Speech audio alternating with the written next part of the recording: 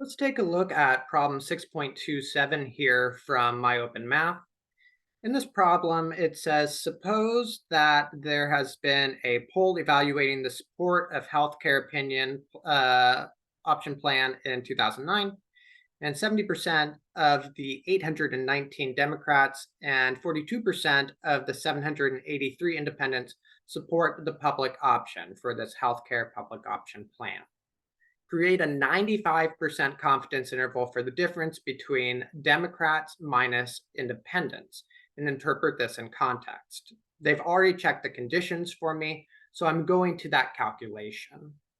Okay, so when I'm looking at a confidence interval, the CI, for two proportions, say you're looking at Democrats minus independents, you're going to take the confidence interval formula that you had for a single proportion. So say just the Democrats would be p hat plus or minus c star square root p hat q hat over n. And you're going to have all this information for the Democrats.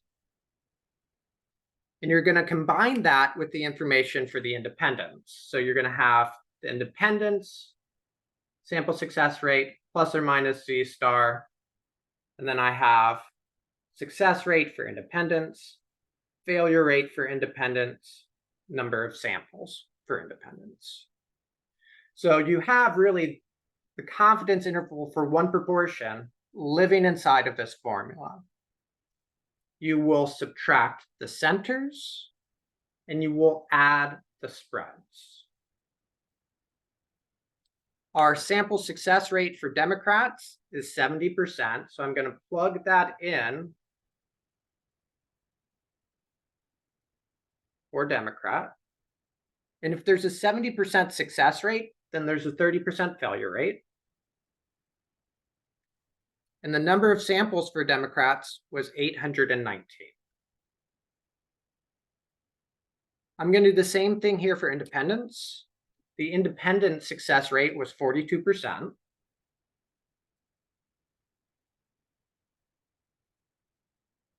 The success rate is 42%, and the failure rate is 58%. And the number of samples for independents was 783. I am going to subtract the center, and I'm going to add the spread. And the z-stars are the same. So if I'm looking for 95%, the critical value for 95% is 1.96. I'm going to type this result into my calculator, once with the minus and once with the plus, and let's see what we end up getting. So I have a 70% success rate minus 42% success rate. And then this is the plus or minus symbol that's going to change. I'm going to do it with the minus first.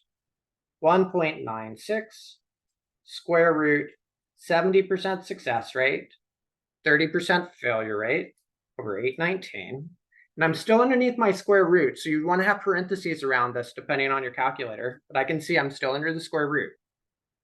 42, 58, 783.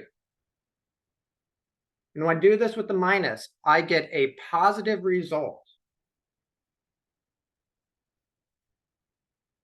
of 0.233. I'm going to change that minus 1.96 to a plus, and let's see what we get for the other side.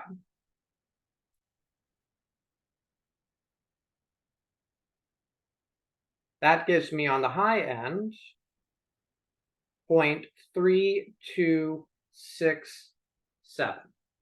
So 0.2333, I'll use 4 digits, and 0.3267. Now, when you're doing the comparisons here for two proportions, you're really wondering, are things positive, negative, or do they include 0? In this case, this is positive and this is positive, so my interval is greater than 0. So d minus I is greater than 0. And if you move that I to the other side, this is telling you that the support rate for Democrats is greater than the support rate for independents. And I would say it's anywhere from 23.33 to 32.67% greater. So my confidence interval, and it says round to the nearest percent. Okay, so as a percent, this is 23%. And then this to a percent, that would be 33%. And we are 95% confidence that the difference in the population proportion, so our conclusion is about the population here, is contained within this interval. If we had picked a random Democrat and a random independent at the poll, it is more likely that the Democrat would support the public opinion than the independent.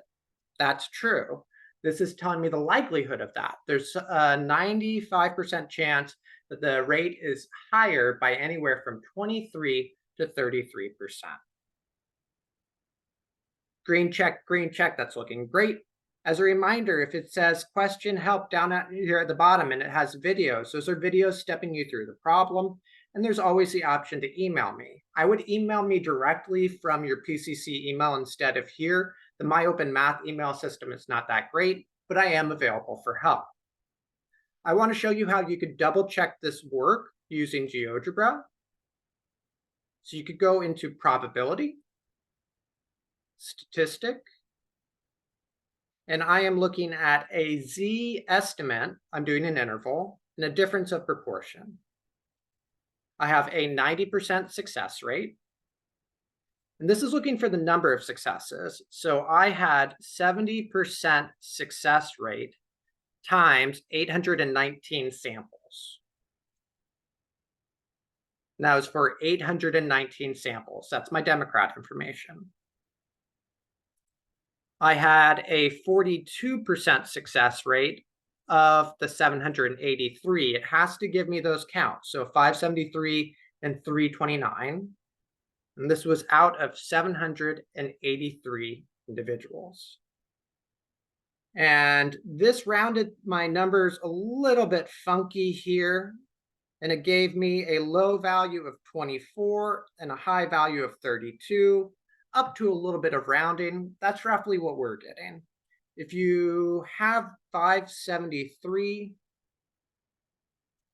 and 329, the results are pretty close. That's 90%. If you want a 95% result, 95, let's check that out. 23.3, 32.6, spot on.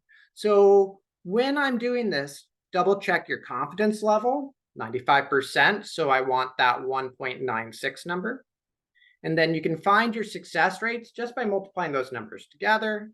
You can find your success rates by multiplying those numbers together, typing this in as Z estimate difference of proportions, and I get the same result. So that's how I did MyOpenMath 2 proportions, and this is question 6.27.